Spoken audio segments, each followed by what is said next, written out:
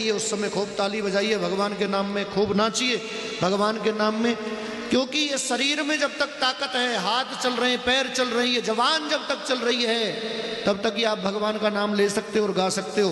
भगवान न करे तुम गूंगे है जामते, तो भगवान को नाम ले सकेगा है ना, ले सके ना।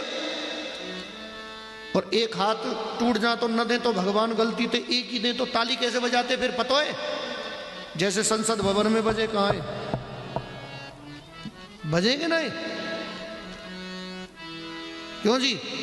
अरे दो हाथ दिए, दो हाथों से भगवान के नाम में ताली बजाओ।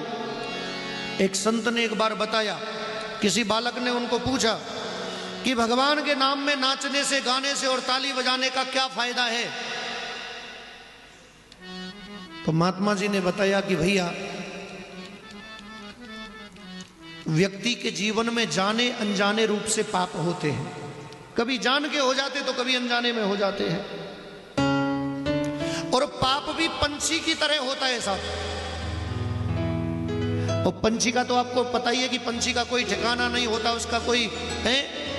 आज इस खेत में भोजन किया तो कल किसी में किया, परसों किसी में किया। क्यों जी? भाई उसका अपना कोई खेत नहीं होता, घर तो वो अपना बना लेता है, तिनका जोड़ करके अपना घोंसला तैयार कर लेता है, लेकिन भोजन करने के लिए तो उसको कहीं ना कहीं जाना ही पड़ता है साहब। वैसे ही ये पाप भी भागते हैं। तो भक्त ने पूछा कि ये कहां जाते हैं? पंछी तो किसान के खेत में चला जाता है। तो संत ने बताया कि ये उन लोगों के सर के ऊपर जाकर के बैठ जाते हैं। कौन लोग? बोले जो भगवान के कीर्तन में ताली नहीं बजाते, जो भगवान के कीर्तन में नाचते नहीं हैं, और जो भगवान के कीर्तन को कभी गाते नहीं हैं। उन लोगों की खोपड़ी पे जाके पाप बैठ जाते हैं। फिर उसका रिएक्शन क्या होता है? अब कैसे पहचाने कि यह आदमी की खोपड़ी पे पाप बैठ गए हो?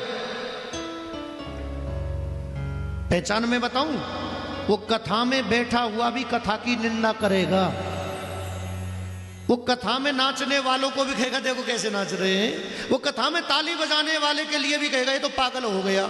समझ लेना कि उस व्यक्ति की खोपड़ी पे आए के पाप सवार रह गए हो, जो कथा में और कीर्तन में जाए के भी निंदा शुरू कर दे। समझ लो बाकी खोपड़ी पे पाप बैठो भयो है। इसलिए उससे कभी झगड़ना भी मत, उससे वाद विवाद भी मत करना। कोशिश करना अगर वो ऐसा कह रहा है तो जोर जोर से ताली बजाओ, जोर जोर से नाचो और जोर जोर से जयकारी लगाओ, जिससे उसके पाप भी उड़ जाएं।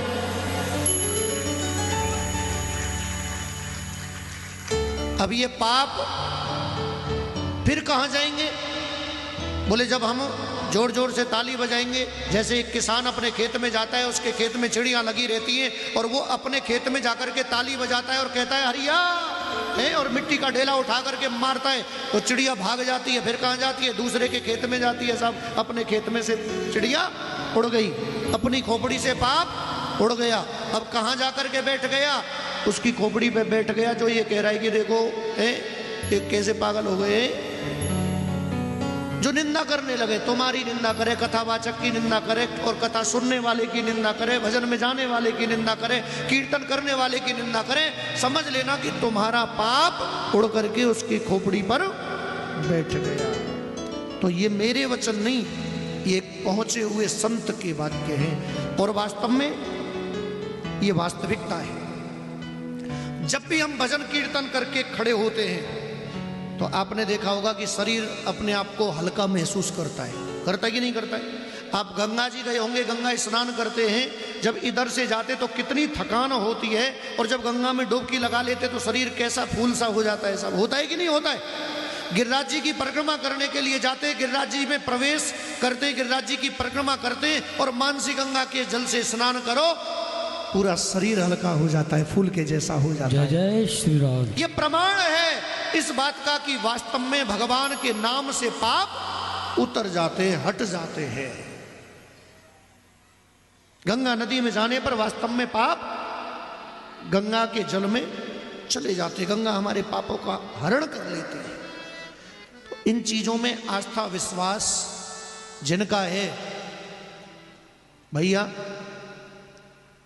उन्हीं का कल्याण होगा। अब जिसका विश्वास नहीं है उसका कल्याण कैसे हो जाएगा? विश्वासम फल दायकम, वो विश्वास ईश्वर के प्रति रखो, वो विश्वास माँ बाप के प्रति रखो। विश्वास है तो परमात्मा भी है, और विश्वास नहीं है तो भैया वहां परमात्मा भी नहीं है। प्रेम से बोलो राधे राधे।